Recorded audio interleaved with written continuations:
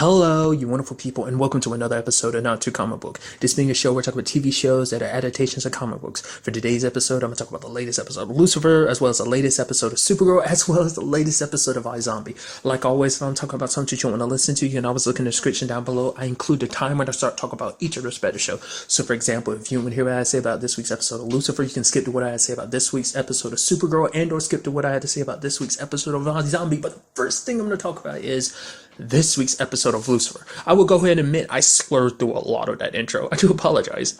So, anyway, getting into it. This was a great episode. Like, it brought up a lot of interesting things because, like, Pierce kind of made things, like, he took the whole situation and made it, kind of took it in a different light, which I thought was kind of interesting. For him, it's like, oh yeah, the reason why I no longer have my curse, it's the mark, it's because Chloe loves me like she loves you, which, once again, I want to also add in, let's not forget, like, Chloe was able to take away Lucifer's abilities long before she actually fell in love with him. I think that's something neither one of them is really willing to kind of even pay attention to, because, like, she might have liked Lucifer potentially, but like I said, like, I think it also stems from their bond, maybe. But even then, it might not even be that. It might just be the fact of the matter is that, hey, you know, it's just like you're still close proximity. It might not have anything to do with them personally. It's just kind of like she just has this anti-Lucifer barrier that emanates from her, essentially, you know? I don't know.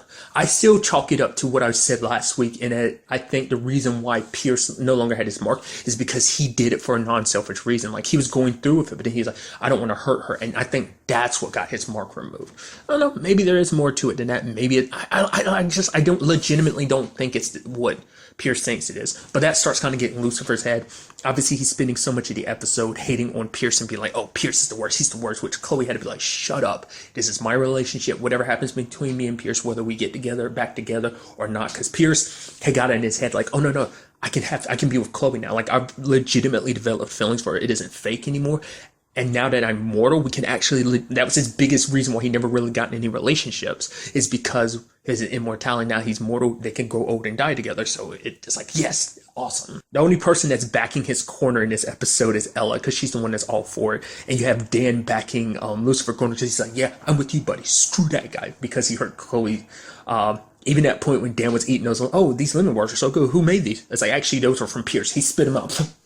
Who needs the carbs? Who needs what was it? The carbs anyway? I was like, I love it, Dan, because even when it's like Chloe's phone is like, oh, it's Pierce. It's just like I loved, because Dan is like Lucifer. Like, they both very deeply care for Chloe and are very protective of her. And it's like, oh, you hurt her, screw you, type of thing. I mean, to be fair, Dan and Pierce never really got along, but this, you know, it's like Pierce always has his reasons for hating Dan, but now Dan kind of has his reasons. Which I just think it all kind of is interesting how that all works together like that. Because basically this entire premise behind that kind of ties into the case of the episode too. Because basically you have this ballerina die, and it turns out she was having an affair with this married man.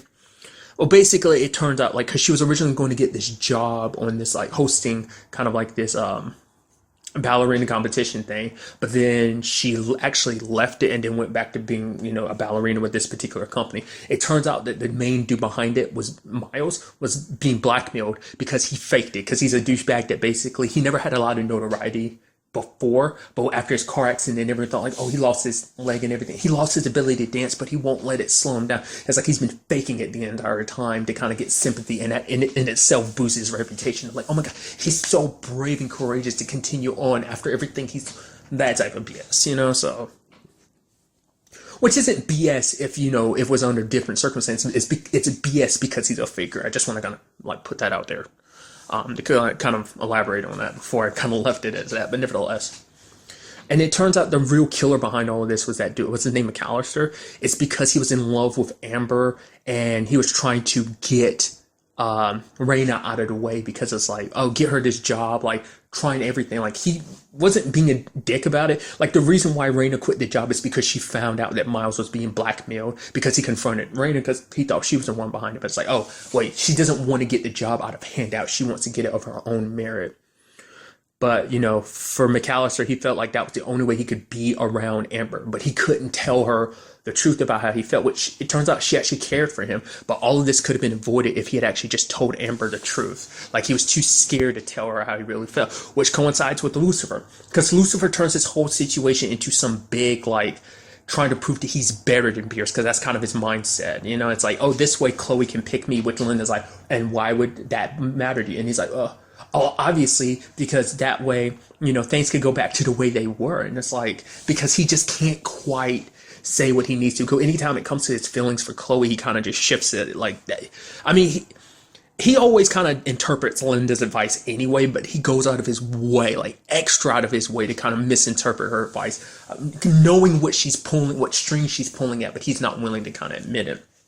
But he does all these extravagant things for trying to do this and do that. But for Chloe, it just comes off looking shallow, because it's like, oh, this is all this it comes out to. It's like, oh yeah, you just care about trying to show up Pierce. For her, it's like, because probably also in her mind, it's like, you've never shown all this extra attention before. You're only showing it now because someone else is coming into my life trying to make me happy. And it's like, for her, it's almost like you're stomping all, and like, especially that dinner moment, like when he said everything, the champagne, the food and everything. And then he's like, oh yeah, isn't this better than Pierce? And it crushes her heart, because it's like, I thought this was about me, but now it's just some pissing contest between you and Pierce is what this is all about. Because for Lucifer, because he was so scared of telling her how he really felt, he probably thought like he could like win her over, like how impressive like he can make everything. But it's like, for him, it's like, I don't want you to be with him because you deserve better than him. It's like, well, who do I deserve to be with? I don't know, someone better. He's not right for you. But he couldn't bring himself to say it. So all of this could have been avoided as well. And it's just, like I said, it was just beautifully constructed. Because obviously the cases tend to blend in with the storyline anyway, but it all blended together in this very nice way, and sad way, essentially. Because we all know how Lucifer feels. Even Linda, she's like, why? Why won't you just admit to Chloe? And he makes up his excuses like, oh, what about God? It's like, oh, he throws out all of like the manipulation, which even Linda's like, you don't know that for sure. None of us know what God's plan is, which is kind of doubles for, like, that same speech could be doubled for a minute ago. It's like, none of them know what God's actual plans is. At this point in time, we're all guessing. Even all you've done is guess that this is what this is all about. And the only reason why he's thought like that is because his mom put that idea in his head. Because of who Lucifer is, he thinks everything is a manipulation by his dad anyway. That just furthered that thought even more. So it's just kind of sad that like everything kind of led to him thinking and feeling like that. And it's just like, admit like how, like, all you can do, God can't control you in this one moment. So what do you want? And for him, it's like, I want to be with Chloe, Because like I said, because he's always constantly made excuses. And that's something kind of Chloe brought up in the beginning of the episode too. Just like, she was like, this is the second time that's happened. And like the whole Pierce thing of like, she kind of puts her feelings out there and a guy just runs away. It's like the same thing happened with Lucifer. Like I said, they were taking that step forward, but then he wanted to show her the truth, show his devil face, but it was taken from him. And like I said, I also feel like on some level, but it's not the main thing. It's a whole like, because if he has wings, he feels like that's not him. He wants Chloe to, because for him, it's like the whole her being put in his path as well as the wings are all kind of tied together, which I don't know. Because we still don't know what the whole wing situation is about. Maybe that was legitimately something given to him by his dad, or maybe someone else entirely. Like I said, that's a storyline that's still kind of up in the air, because we still not going back to like how the Cinnamon was able to do it, even though he seems like a normal dude. Doesn't seem like it's something necessarily in Kane's wheelhouse either way, and he's kind of admitted like, I've had nothing to do with that. Like I said, even though he does have his connections to the Cinnamon. Which is just interesting enough, this is the first episode of Minadil was hearing about that, so that was kind of interesting. I also appreciate that about him, Minadil, like he was willing to help Lucifer. Lucifer's like, wow, you're really okay with helping. He's like, I actually wasn't expecting it to be so easy. But because like Minadil is kind of doing the same thing, he thinks it's like, you're my brother and you're my test. I always like he has to do that. It can't be, you're my brother, so I'm trying to help you. You love someone. It's like, oh, you're my brother, and obviously you love Chloe. Also, I know this is part of my test. It's like, oh, you're my brother, but this is part of my test. Like, you see like the weight it has in that whole situation. So, interesting enough, he gets Charlotte's help, which Charlotte's kind of spiraling because it's like, no matter what, it's like, I'm going to hell anyway. So, a minute to explain the situation. Not everything, because he explained who Pierce kind of is about him being a criminal, but not really, well, in the Center Man, but never talking about who he really is, though. I mean, actuality, I think I don't think anyone really knows, like, because he didn't tell Maze about the whole, like, thing. Only people who know is Lucifer. Maybe Amenadiel knows at this point in time. Maybe Lucifer kind of don't know, but the conversation never came up on screen about the whole Cain, like, no longer having his mark situation. Because Maze is like, oh yeah, everything we're doing is to get rid of your mark, which she didn't realize it's already gone. Which I'll kind of get to Maze's situation in a second. But just the fact is that him and Charlotte are working together to try and... Because for Charlotte, she looks at this as an opportunity. Because she's like, whoa, if this is a test, that means that potentially you could get your powers back. And that means you'll be on God's good side. And potentially because I helped you complete this, I can be on God's good side. Maybe this could potentially get me out of going to hell. So there's that. Which I think was so neat. I love that her... Because every time she was doing something, she's like... Sorry, but this is a mission from God, which is so interesting because with each moment that's passing, she's sounding more and more and more like Amenadiel. Which part of me wonders is could that be potentially what they're setting up? Because I don't know if there's ever going to be a Linda and Amenadiel again. I would assume she has feelings for him, but maybe spending time with Charlotte. Well, no, because I was about to say, but then I'm like, nah, that would never happen now that I think about it. It's like his mom possessed her body at one point in time. And I'm sure Charlotte would feel weird about it too, because it's like, yeah, at one point in time, I was kind of your mom. And the Emmett, I was like, yeah, you were my mom at some point, so it's weird. Ugh. So that's probably never going to happen. Obviously, a friendship is forming, which obviously Charlotte doesn't have many of, like other than... quote unquote Ella as a friend, but I think the most person she has the best relationship with now is probably Amenadiel.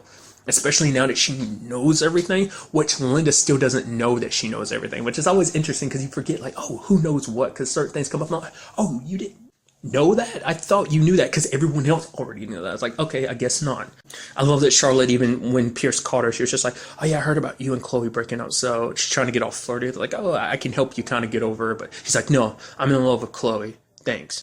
Because the interesting thing about it, kind of going back to Linda, it did seem like it is kind of sad because for Linda, it's like from the very beginning, she's just like, ugh, I kind of had this feeling like I should have stopped him. But for her, it's like, do I overstep my boundaries as a therapist? But also it's like, or should I come at it as a friend? And ultimately she decided like, no, I need to be a friend here and help him through it. But sadly, everything kind of imploded because by the time Lucifer realized like what it meant, learning from McAllister's mistake, it was already too late for him. He'd already kind of hurt Chloe. It's like the thing that he doesn't want to do, the thing he's trying to stop Pierce from doing is kind of ultimately, sadly, it ironically is what he's doing, and that's hurting Chloe the most because Chloe does have feelings for him because they were there before, but then they kind of all trailed back. And I think it's because for Chloe, it's like Lucifer hasn't admitted his feelings for her, that she has her feelings for him, but she probably thinks it's just one-sided, And I think that's what makes that situation that much more difficult, so... But getting back to Maze in particular is kind of interesting, finding out I had some ideas, like obviously this all has to be about getting back to hell, but I didn't know how she was planning on doing it. Apparently, Pierce goes back to being human, she murders him, frames Lucifer for it, and basically because of that, his whole life would implode. Which, let's be fair, not the first time Lucifer's been framed for murder. That was literally an arc in season 1's, kind of like the second last to the season finale in season 1, so... I don't know if it's necessarily going to work out the way she wants it to, but in this particular case, it's kind of messed up to think that that's her plan. But ultimately, she knows that if Lucifer has no more reason to stay here, he'll take her back to hell. Because most likely he'll want to go back to hell, so that's how she gets him to go back. Because once she destroys his entire life here, he'll have no reason to stay anymore. Like I said, it's a well thought out plan. Once again, it is so messed up that it's coming from Maze, that this was all her idea. It wasn't even Pierce. I mean, they both had their own ideas, but I'm sure Maze is the one that kind of came through. Obviously, Pierce didn't want to be a part of it anymore, but Maze is still kind of playing her role in it anyway, even though she's like, oh, you don't want to be with him? I don't care. This is about what I want now. And so she's trying to be friends with Chloe again, slowly kind of worm her way back into, and I have to say worm just because I know she's not going back into Chloe's life with the best of intentions, which is sad, once again, kind of showing how destructive she can be with her life now. And so she was trying to push Chloe to kind of go more leaning towards Pierce, which might be one of them leading things into it. But nevertheless, it does seem like Trixie hasn't forgiven her because the moment Trixie came out, saw Maze was there, went back inside her room. So I don't know. I get the feeling maybe it might be Trixie that ultimately makes Maze go. Maybe she sets everything up. This whole elaborate thing. And then she kind of feels bad about it because she's like, maybe she has a revelation. Maybe she ultimately, in a process of faking it, she ends up making up with Trixie, and it really touches her, and she kind of has epiphany and maybe tries to stop it. I don't know. Because who's to say I feel like she'd probably do it herself. But I mean, there's also the possibility she might, just to make it more professional, she might hire someone to actually kill Pierce. Which that situation is even more complicated because at the end, before Lucifer can go tell her how he really felt, Pierce came over and proposed to her. And Chloe said yes on multiple levels. One, I guess I can understand because it's like, well, everything she's been through with Lucifer, it's like, oh, one heartache after another. It's like Pierce is actually trying. He's gained my trust. Lucifer has broken my trust because he keeps breaking my heart and just hurting me over and over again. At least Pierce is making an effort. The fact is that this shows that he loves me, which in retrospect is like, in the grand scheme of things, you haven't really known each other that long. And you've been dating even less than that. So it's like, should you really, like I said, I think it's just because of where Chloe is, because she's in such a vulnerable state. I think she just jumped on it because, maybe, she's trying to overcompensate for kind of the hole that's in her heart. And it's like, oh, he loves me. So obviously, kind of jumping head first rather than really thinking about it. I don't know, which it's sad. I mean, like I said, I'm not going to judge someone for love, but it's one of those situations I feel like you don't really know that much about Pierce anyway, and maybe that's something that's going to come up because she doesn't really know him. I mean, maybe it's one of those things that's like, I mean, to be fair, it's a TV show, so the context of like, who knows how long it's actually been since he's been here and how long they've actually been dating. Just within the confines of the show, it's obviously been a couple weeks, but within the show itself, it could have been months he's been here, and they could have been dating for just as long too, for all we know. So I'm curious to see how that all plays out, especially because you do have Amenadiel and Charlotte not giving up any opportunity. They're still going to go because, once again, God's mission. The whole situation of trying to get Pierce revealed as a sinner, man. And that might ultimately be the whole thing. Like, once it comes out, and Chloe kind of like reacts a certain way, maybe it'll kind of come down to more of a Lucifer versus Pierce situation of like, because I'm curious to see what they do with Pierce. Will he turn out to be the ultimate villain? Because once again, like I said, there's so much in that whole connection between him and the Sinnerman. We still know nothing about like why Lucifer has his wing. That's a storyline that just kind of like was there and it died off for a while because of the whole Cain thing kind of became the focus of it and everything. So I'm curious, is there more to it? But will it come down to like, okay, Pierce can't have the happiness that he wants, so maybe he gets super pissed at Lucifer? I mean, I don't know. Or maybe it's just going to be one of those situations of potentially, that's the cynical route. There's the other side of me that's like, well, maybe just Chloe backs out at the last second. Like, I can't marry, either because Lucifer tells her how he really feels, or Chloe has a revelation of like, well, isn't really the right move. Potentially. I don't know. We'll have to wait and see. Like I said, I don't know if that whole Sinnerman stuff is going to come out, because it could just be that Maze ends up killing Pierce and Lucifer gets blamed for it, and maybe Chloe might be the only one that believes Lucifer didn't do it. So, I mean, I don't know. We will ultimately have to wait and see what goes down with everything, especially in the next episode. We are definitely heading towards the end of this season, so I'm very curious to see what direction this is all taking us.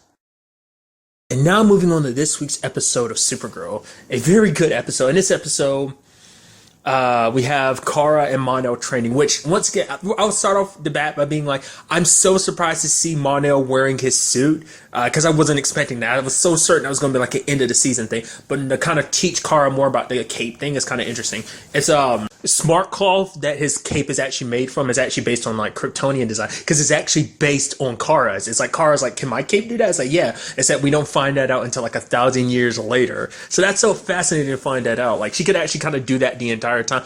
I don't know if that's something even Superman's ever done, at least to my knowledge, has ever used his cape in that fashion. It's just always kind of been like an accessory. I think it's come in handy. I feel like I've seen some stuff where it's been used, but I can't use any examples off of the top of my head.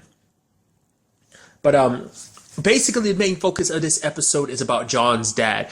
Basically, he does this thing. It's kind of like a meditation where he tries to take any parts of his brain, his mind, that are in the decaying side of his mind and tries to move it. But during that, it kind of causes psychic leaks. And there was like one particular alien that kind of suffered the ramifications of it. Like, it kind of made her go a little aggro, but it eventually starts affecting everyone in the DEO, which I thought was kind of interesting, especially later on when the psychic power lashes out and it ends up forcing aliens to escape and turns everyone into the DEO against each other. It's like, wow, a lot of having to apologize. I even love one moment the lady from HR, Pam, was she calling out Wynn's name. Wynn's like, Pam from HR? It's like, because obviously it's stuff that's kind of like, obviously you don't necessarily mean it, but it's something that may have kind of, I don't know, irked your nerve a little bit about someone. So I'm wondering what was the lady from HR so pissed at Win about? At the very least, like what kind of sparked that anger inside of her for her to go after him specifically, I just think that's so interesting. But it's just a continuation of a very sad story, because when it comes to John initially thought he can kind of control it, but the only means to make sure that he can help his dad is if he kind of uses like mind dampeners. But for him, it's like, I can't do that, because like my dad's mind is all that he's ever had. Even before, like, being kind of the religious leader he was, that was played a part in it. But also in that 300 years, he was a prisoner. Like, no matter how much they tried to, they could never break him, because he always had the recess of his mind that he could kind of like, to kind of escape into. Like, his mind is, he has one of the most powerful minds. And for John, he doesn't want to take that away from his dad, because it's like, because he'd be kind of crippling his dad in a certain extent, taking away something that's kept him alive for so long. That is such a big part of him, is his mind, because everything he's ever done, he has done to keep his mind sharp. Because basically what ended up happening is, because of his own anger and fear, it ends up kind of like getting absorbed into other people, into the kind of, and heightening their own like anger, and hence why everyone's kind of lashing out at each other. Even Kara to Mon-El was kind of interesting, because for her, what was kind of the triggers for her was the fact that Mon-El kept going down memory lane. It's like, okay, we did this, we did that, and for one, she trained him, but now he's training her, and she just couldn't get it right. So a lot of it's just frustration. Plus, eventually Kara is willing and at least able to admit that she realizes there's a lot more like bubbling beneath the surface between her and Mon-El, because she kind of goes off on him, talks about all like the fit, like all the problems. It's like, oh, like the stuff at, like offering the job at Catco, first time they train. She's basically saying like, you're just kind of a selfish jackass, and now you have the nerve to come back here, some polished hero, even though you don't want to be a hero. You're a liar, and all this and that. Kind of every problem she ever had with Mon-El kind of came bubbling to the surface. It's just all the stuff she left unsaid, so much stuff. Because it's kind of interesting, because you got to put a perspective on it that I thought was kind of neat. It's the whole aspect of, because you are so, like, when you look back on a relationship, you tend to kind of favor the more good memories. And she's like, all she did was missing, because all she focused on was a good thing. She kind of focused on like, their relationship wasn't some perfect fairy tale story. It's like, no, it had its issues like any other relationship, but she never kind of took, because she was so busy missing him, all she focused on was the good bits.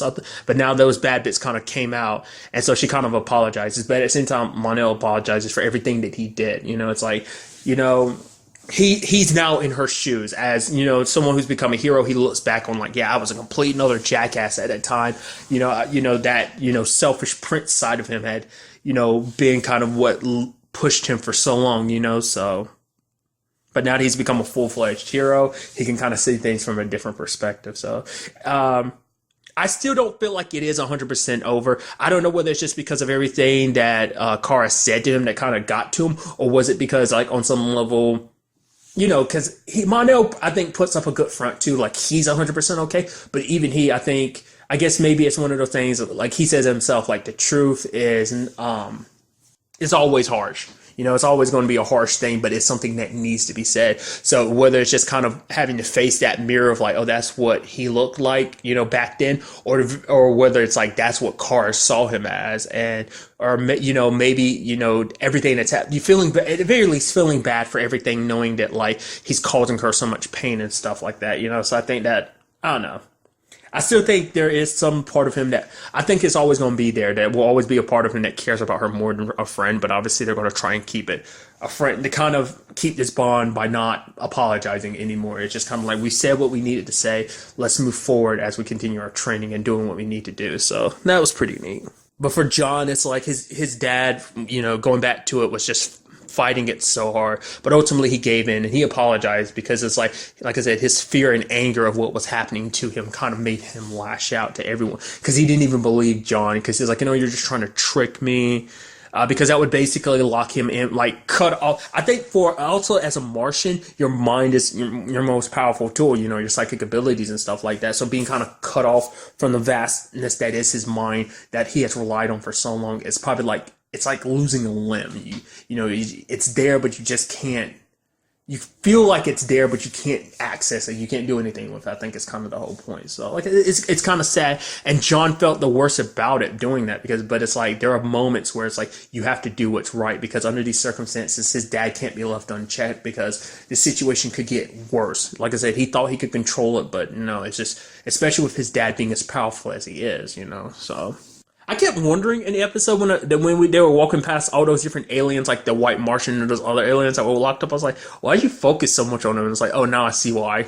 Also, I want to comment on certain things that kind of brought up in this. For one, I like the whole little thing with Kara at the bar when she was fighting that alien and it was in a photo booth. Because I think if you look at one of the pictures, I could have sworn like you actually see like midway during the battle, you see Kara kind of turn to the camera and wave. I guess that's kind of like that whole like super fast speed and reaction to kind of be able to do that. Even taking the photos with her, that was kind of pretty neat. But I also like when it was like, she's like, what was that line she said when she was leaving? Because everyone looked at her. I thought it was the line that made everyone go like, wait, what? I think she was like, back to the salt mines or something like that. Or back to the salt or something like that. And everyone looked at her. I was like, oh, they reacted to her saying that line. Cause has she ever said that before? Cause I was like, oh, I thought she was trying out a one-liner. Cause it's like, you never say anything before you suit up. But then it's her like slowly unbuttoning her shirt. She's like, what? I really like this shirt. I was like, that's so interesting. Cause it's always, that's always the thing, which is obviously it's probably a big problem because it's like, oh yeah, because you're probably just like ripping out buttons when you do that. I wonder I feel like that's never an issue for Barry. I mean, because they go all about just like ripping, but obviously they're super fast, but I don't know. It's just always something to think of. I think it's one of those things, obviously you think about it too much, but it's just like superhero undressing. It's like, I really like the shirt. I don't want to ruin it because once I get rid of the butt, once I pull it like that, I might end up ripping it or something. So it's like, I'm just going to take it off. So it's just so interesting. And there was also a line from John's dad at the beginning. It's like, oh yeah, he used to kind of like, during the game, like he'd walk away and then like back on Mars and like he'd come back and John be like, oh yeah, my friend Zook did it, his fifth dimensional imaginary friend, which on multiple levels. One, let's not forget we've already been introduced to a fifth dimensional last season. That was Mixoplex, like I've already blanked on how to actually pronounce his name because there was like I made a whole thing about it. There was like two different ways to actually properly pronounce it, like depending if you go by the original way or the more modern kind of take on it. Nevertheless, besides the point, the fifth dimensional, which then immediately my brain goes, is that just a reference to fifth dimensionals? Because John was the one that knew about what a fifth dimensional was when like during last season. So either it's chalking it up to like, oh yeah, he is a fifth dimensional. Like, that was just kind of a reference, or I feel like, especially because they gave it such a specific name, Zook, so I'm like, that must be like a real, like, fifth dimensional from the comic books. Or did he really have a fifth dimensional friend? I mean, he would know, like, I feel like he would know, but John never really gave an answer, so it's like, that could tilt either way, so I just thought that was kind of interesting. But that is just one side of the episode. On the other side of the episode, we had the whole situation with Sam and Lena. It is like Lena has immediately seen what happens. And I wonder what exactly led her to piecing that together. Like, she saw that red eye, sure, but it's like, what made her leap to go, oh, you're Rain? And it's like, I guess after looking at the studies and stuff like that, realizing her cells and stuff were mutated, because it basically it's basically what they're talking about with the whole situation, because even like Sam's like, but I bleed and everything. It's like, no, literally when your cells change, they mutate, they literally turn you into another person. So her like I said, because that was something that I brought up before, it's like, no, what, like, wait, is she a Kryptonian? Because it's like her powers keep going. It's like because of her mutation, like she literally, it's like two different people living in the same body. So basically all of Rain's genetics and physiology is in one section, and it kind of shifts over. It kind of like, they're kind of like mirror images that kind of like flip to the surface of it, like Rain kind of comes to the surface of the genetics when she's in control. So initially Sam didn't want to believe her and was kind of lashing out like, oh yeah, but of course a Luthor would try and make you out to be some supervillain. It's like, why would Lena lie to you? I mean, to be fair, it's just she didn't want to face the reality. And like, no one would, especially after everything Rain's done. It's like, oh yeah, like especially when Lena went into details, all the people she tore apart. It's like, yeah, you don't want to be. Yeah, you also don't want to be the one known to kind of have beaten up national cities like Treasure, Supergirl. So there's that too. But after talking to Jimmy, Lena was kind of like, it kind of made her realize like, oh, I have to kind of show Sam exactly who she is. So she got him pissed off enough to make her like, and show Sam a recording later on, which is interesting. She was able to take her down with kryptonite. I guess if you can get kryptonite to kind of get directly pumped into her bloodstream like she was able to, and I guess if you pump a high enough quantity in her bloodstream, she can like revert back. But it doesn't seem like there's a permanent, like, surefire way. Eventually, like I said, it's probably like similar to the Doomsday situation. I don't even remember because it's been a while since I saw Smallville, but how exactly they split Doomsday from his human host. So, which is like kind of interesting because it is still part of Sam. Like, she is actually an alien. So it is kind of interesting to me to see her, how they will separate that. I mean, the same thing happened in Doomsday's case in Smallville, so I'm just curious. Like, it must be some kind of tech that has to pull all of that out. I guess that's going to be what's going to be used for all three of the World Killers. So, but it sucks having to kind of like come to the realization about that reality for Sam. It's like, now she wanted answers so much about like what was happening to her. I'm sure now she wishes she didn't, but now knowing is better because like hopefully she can get treated and she can get back to Ruby. But it's like, until then, she doesn't want to know where Ruby is. She doesn't want, she just lies to Ruby and says like, I'm in a hospital. Lena's going to come in and check on me every once in a while. But it's like, I don't want to be anywhere near her while I'm the way I am. I mean, granted, she's never been in a situation where she's hurt Ruby in that form, but still, there's a first for everything, so especially in that form, because she's supposed to not care because that isn't, Sam anymore. That's Rain, which I'm also curious to find out, when will anyone else find out? Because I was halfway expecting her to actually tell Jimmy. She's like, I actually got to tell you something. Then Jimmy ends up telling Supergirl and everyone, and then Lena gets pissed at Jimmy because it's like, oh, you told something you weren't supposed to tell, and it kind of dampens their relationship. But so far, that's not longer the case right now, because...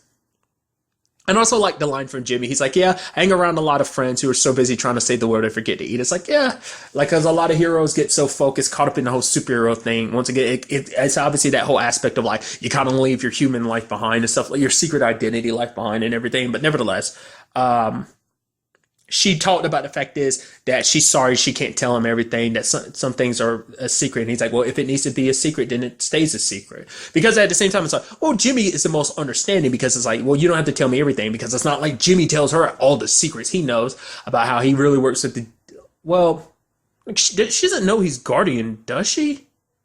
I feel like at one point, no, I don't think that's a secret, plus Kara being Supergirl, so there's a lot that Lena doesn't know as well. So like, I mean, there are some occasions where you have to kind of keep secrets, not necessarily just for yourself, but for other people's sake. And in Lena's case, she's trying to do it to protect Sam, so, which I'm curious to see what that turns into, because Alex and, Kara are going to probably be asking about her, especially because like, Alex wanted to help, try and figure out what was wrong with Sam, so.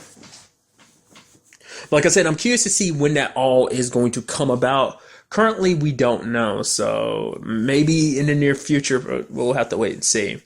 We do see, it is interesting to find out about Pestilence. That Pestilence basically does release some like biblical level stuff, like some water turning into blood, and at the end of the episode, birds are dropping dead from the sky. So I guess Pestilence has either already awakened or is on the verge of awakening. Like I said, it's so interesting because like each one kind of has their own like specific abilities. It's kind of something they kind of got into in this episode too, about like how Rain fights, how she's not very good at the footwork. She kind of like has Kara on the muscle side of things, but the way she kind of plants her feet, like Kara knows kind of where to strike. And I'm kind of almost blanking on, I know Purity had that whole like almost like Banshee like scream ability, but I'm curious to see what Pestilence ability manifests itself as. I mean, it looks like it's just outright death. Maybe it kind of hits you all at once, maybe it's over a period of time, but we haven't even been introduced to her alter ego yet, so I'm curious to find out who she is on Earth. I mean, where is Purity at? I mean, especially now that I think about it, because we don't know how long Lena's had Sam down there. Like, Sam was like, oh, how long have I been out? It's like, we didn't really go over that, so, now That's kind of interesting. Which, obviously, like, Purity's got to be getting a little angsty, as well as, like, their master being like, okay, where's Purity? Where is Rain? I mean, that cell is designed enough to kind of keep her locked up. So we'll see how long that'll last, though. Because who's to say Rain won't kind of gain control and then kind of trick Lena into letting her out? So, especially with the third one. The third world killer on the way, so it's definitely going to be very interesting to see what goes down in the next episode with all of this. And now moving on to this week's episode of iZombie, a great episode with a lot of interesting surprises going into it. Obviously, one big thing, first of all, let's talk about the case in this episode.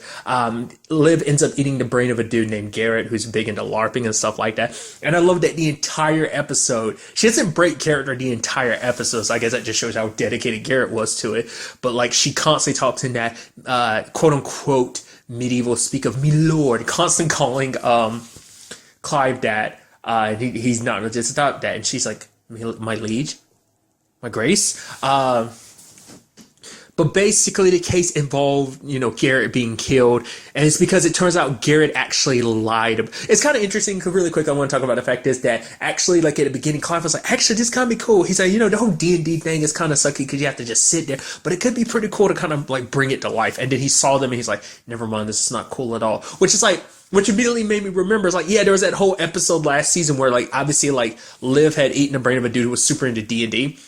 Obviously, the others weren't really into it at first, but then immediately, Major and Clive were super into it by the end of it. I remember it was so good. Because, like I said, I was kind of like that at the time. I never really cared about D&D until, like, a year or two ago, or certain things. Like, I'd be like, Critical Role and, like, source-fed nerds, like, when Maud, set up those campaigns. That was, like, the first time I ever really liked those. But nevertheless, it's me going off on a tangent on its own. Nevertheless, it turns out Garrett pretended to be a zombie. I guess just because he wanted to fit in, I guess. I don't know. Like, because he thought, the zombies were cool, so he just wanted to pretend like he was one. Because even everyone else that was part of the human group was like, oh, I thought he was a zombie. Because I was about to say that, too. I was like, Garrett's not a zombie because Liv ate his brain, and he actually died, like, from not having his brain caved in. So I was like, oh, interesting enough. But then it kind of seems like at first it's kind of like, oh, it's an accident because everyone thought he was a zombie. So it's like, oh, man, that sucks. Then it turns out it's not actually the case. Turns out that the main person behind this, Kevin, who's like the main person within that group, ended up killing Garrett because he ended up finding out that Garrett was sleeping with his wife, Kathy. And interesting enough, because even while Kathy's kind of explaining everything, like, Liv is like, oh my God, that's literally the same situation Clive is under. He's like, Liv. Because she talks about the fact is, at first it seems like it's no biggie, just not having sex is like, okay, we can fulfill our relationship in other means, but it's a pretty important aspect to a relationship. I'm not saying it's all that there is to a relationship, but when you take that away, it does kind of take away some of the intimacy of your relationship, a big chunk of it.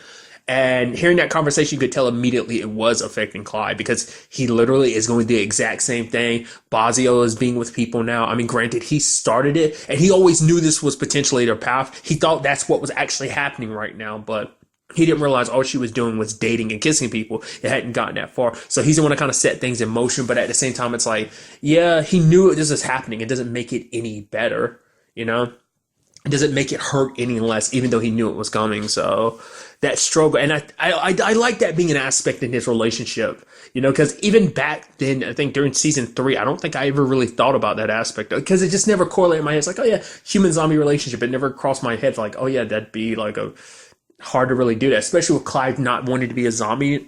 Like I said, it's going to go one of two ways. Most likely, like, Basio somehow getting one of those cures, or Clive changing his mind is like going full zombie. I doubt that, but I don't know. We'll ultimately have to wait and see.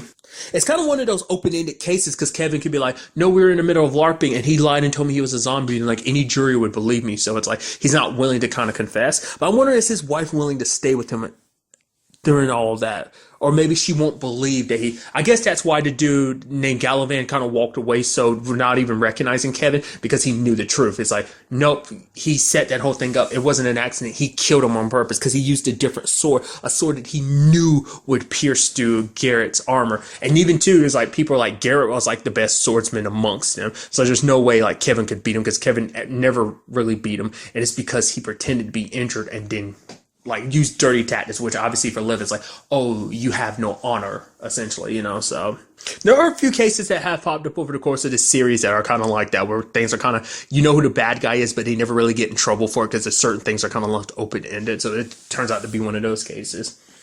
God, there's a lot to talk about. Well, first of all, we got to talk about the whole situation with Roach and Major. It is that situation of, because he is going undercover, he has to push further and further. Obviously, he had to lie. Like, Peyton's kind of thinking like, oh man, Major's kind of going off the deep end. Everything that went down with that newspaper last episode.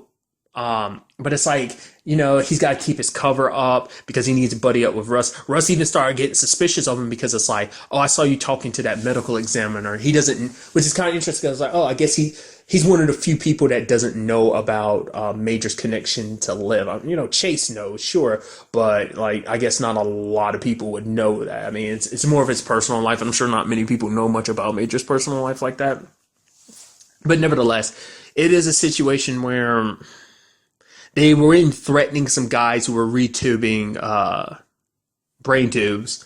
I guess it's kind of like you're stepping on our territory, so stop what you're doing or things are going to get ugly. But you did see Major kind of help him out. It's like, oh, heads or tails, decide whether they live. And he's like, oh, it's tails, but, it was really heads. So he's trying to minimize the damage, but I think eventually it will take its toll on him. I'm curious what he did tell Liv, because Liv, obviously they had that conversation, so what went down between them, so that's something I'm curious to keep in mind, like, well, I guess there's just kind of like she probably asking him about what he did, and he's probably denying it or just being like, it is what it is. I don't know.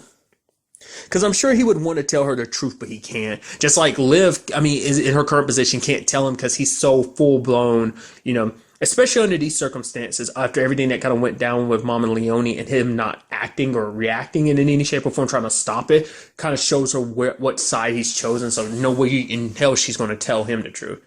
Which obviously I'm going to get to that soon enough when I talk about Peyton's side of things. But nevertheless. So I'm very interested to find out who is the one that is behind all of this. Like, the one that's setting up this whole selling brains tube situation. It has to be one of the higher ups in Fillmore Graves. Like, the ones that have kind of been at the table that Chase has talked to, where he was basically like, hey, actually, there's that, what was that, commandant or whatever? That police officer that they've come across before that wouldn't help them in the case that was connected to Mama Leone. That dude, I kind of get the inkling it might be him, but like I said, it might be anyone at that table where Chase was kind of like, hey, he's my get stuff done dude, because he gets stuff done for me. Like, and so that makes him a higher position. All of you, it might be one of those people at that table. So we'll have to wait and see. But another avenue in this episode, it kind of took me by surprise, is that whole thing with well, not really surprised. I'll get to that in a second. I'm sorry, I'm all over the place. Is Angus, when they're at the restaurant, and then all the other zombies are just eating the brains, and he's like, stop it. Act more civilized. Take a bite, savor it. And it's like, now repeat. And it cut down a lot of noise. And even Blaine's like, wow, I wouldn't be able to have that power to, it sounded like he was making an innuendo, because it's like, oh yeah, I shouldn't be trusted with the power to make people swallow. I'm like, was that supposed to be an innuendo? I think it was. My dirty mind associated as one. Maybe that's not what that's supposed to be. That's how I'm interpreting it. So do what you want with that information, I guess. But nevertheless, that kind of incites later parts of the episode when it's like, oh yeah, Mr. Boss is back in town. I'm like, yeah. Just because I like Mr. Boss. The fact is he's showing up because he's asking about Casper, who knows about the money he has. He's like the only one that knows the location of it. And it's like he's getting transported, so we need to get him off that transport bus to find that money. And it's like, but we need an army. We need an army of idiots that will follow orders. And it's like, lo and behold, they kind of they sweet talk Angus, and it's like, oh yeah, God, I just had this feeling God to go. I talked to God and asked him for a way, and then it's like, yeah, and then you have like Mr. Boss being like, yeah, I didn't even dial Blaine's number. I just happened to look and it was Blaine. I was like, oh, of course. It's like they're playing into it, and so it's kind of interesting because it's like his dad was kind of like criminally smart, but I guess because he's kind of left that all behind, trying to leave behind his deviant ways, he's not thinking like a criminal anymore. He's not seeing through Blaine's BS as much because he's just kind of getting swept up. Kind of an idiot now because of this whole situation of, I don't know, it's just kind of interesting. Like, he's not thinking from a criminal standpoint. He's thinking from a leader standpoint of this, church. And so they attack. Flipping over that bus and everything. And I just love the conversations between them all, especially because Blaine keeps looking at Crybaby Carl, and Donnie has to be like, it's a medical condition, because apparently it's something with his tear ducts that's messed up, the reason why he kind of cries all the time. It's like, in all honesty, he's actually a psychopath, so which is like a really, really good thing. Like a really psychopath in a really, really good way. But then there's that whole situation, just Mr. Boss being like, oh man, they didn't even kill that guy. They just went straight for the brains. It's like, no, I'm pretty sure that guy's dead. Yeah, but his legs are twitching. It's like, no, that's just like a nervous thing. It's like, no, I'm pretty sure he's dead. And he's screaming out. He's like, no, wait. Yep. Now he's dead. It's like, this is the conversation we're having. It kind of shows you how much of a psychopath Mr. Boss is. I mean, to be fair, he is a crime boss and everything. So zombies or not, it's still kind of happening. So they did, ultimately Blaine ended up eating dude's brain, Casper's brain, and knew where the money is. And the moment that happened, I was like, oh, because I was wondering if they were going to find out sooner, but they didn't until it was already too late. But Peyton's the one that took the money, which is interesting, which is sad too, because that money was Mr. Boss's. And the moment Blaine has that vision, the question then becomes, well, will he tell Mr. Boss or will he go to Peyton himself? Because it's a situation of that money was going to be partly his. So for Blaine, it's like, not only are you messing with Mr. Boss's money, you're messing with my money. So that kind of makes it a little personal. Though, to be fair, he has a soft spot for Peyton, but where they stand right now, I don't know if that's necessarily going to be a good thing or not, but I just get the feeling like that's what's going to happen. So I guess at one point he will end up, if he can't get it back from Peyton, where the money is headed, no way you're going to get it back from Peyton. And then there's the whole situation of, if he did go to Mr. Boss, that'd be kind of bad, because that basically means she'd be in Mr. Boss's crosshairs for a second time. So that's definitely going to be interesting as that progresses forward. But another storyline in this was obviously the whole situation with Peyton helping out, because that was her decision. She won't tell Major or Ravi, but she wants to help out because she wants to be able to do some good and, help out people who are in danger. So, which is interesting that Peyton did. I wasn't halfway expecting, because I figured she was going to be one of the ones that kind of talk her out. I'm sure that's one of the Major's reasons she won't tell Ravi, because Ravi will probably try and talk her out of it. Or, maybe he might even try and help too, but, She obviously didn't want Peyton kind of mixed in, but it's like, hey, she's here, she wants to help. So, which is interesting too, because she actually has, they don't really know this at the time, but it's like, she has connections to the mayor. So, we'll see how that kind of helps out in the long run, if that plays a role or not. I would assume it would, but nevertheless. But the real kick in the teeth is like the final thing in the episode, and that is Isabel, the girl. I thought it was going to be like, oh man, the coyote betrayed you and everything. It's like, nope, she got there at the end of the episode, and Liv scratches her. Nothing happens. Liv scratches her a second time. It's like, wait, what the hell? So, something I never even thought about in this entire series was immunity to zombieism. Like, of course, there's stories where there's always like at least one person that's immune to it, and obviously you have like your Last of Us. Or to be fair, the Last of Us, the situation is a little bit different, because there's actually not just Ellie, there's other people. Well, I guess that's kind of a spoiler if you've never played or know the story of The Last of Us. Sorry about that. But, there were more than one person, so, who's to say there isn't more people out there? But I'm wondering about her situation, because it could be like, because she's sick, she has some immunity to it, because maybe her body's overcompensating and creating all these white blood cells, because maybe her illness is changing her, something genetically in her that is fighting zombieism, or maybe she just, just some, I would assume that's immediately where my brain goes. It has to be because she's sick that's preventing, or whatever illness she has is shifting, maybe making too many white blood cells or red blood cells to kind of make it so that she can't. Well, I think white would be probably the more appropriate. White blood cells that kind of prevent her from potentially contracting the zombie virus. It can't stick in her DNA because probably the moment it enters her DNA, her body's automatically fighting it back. Maybe it's some kind of like weird autoimmune disease type of thing where it's doing. I mean, I don't know. I feel like that would kind of. I don't know. It has to be something with her disease because other than that, the only other means is what Robbie's done, and even Robbie's immunity isn't 100% foolproof because obviously the ramifications of it, like his werewolf moments of once a month, he kind of gets that taste for brains and kind of gets a little white in the hair, but that's about it. So I don't know.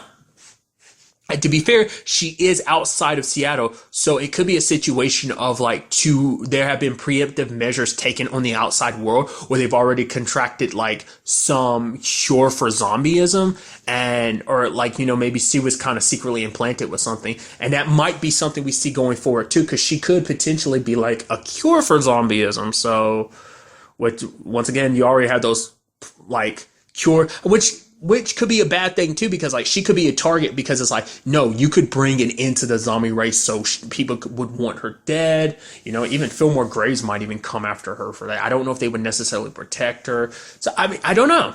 She could be just like potentially the solution to everything, because it's like, oh, your zombie problem, why not wipe out zombies by curing them all, and then we kind of eradicate the big issue that's keeping Seattle kind of blocked off like it is. So immediately that's where my brain goes, but who's to say any of that is right? Ultimately, we will just kind of have to wait and see what happens about it, because I'm very interested to find out, because that's never happened before in this series ever. Anyone's ever been scratched, oh, you're a zombie. So it's definitely going to be interesting to find out what that's all about. But really, that's all I want to talk about in this episode. Till the next time we meet, be happy, be safe, live life to the fullest, and enjoy it. Good day and good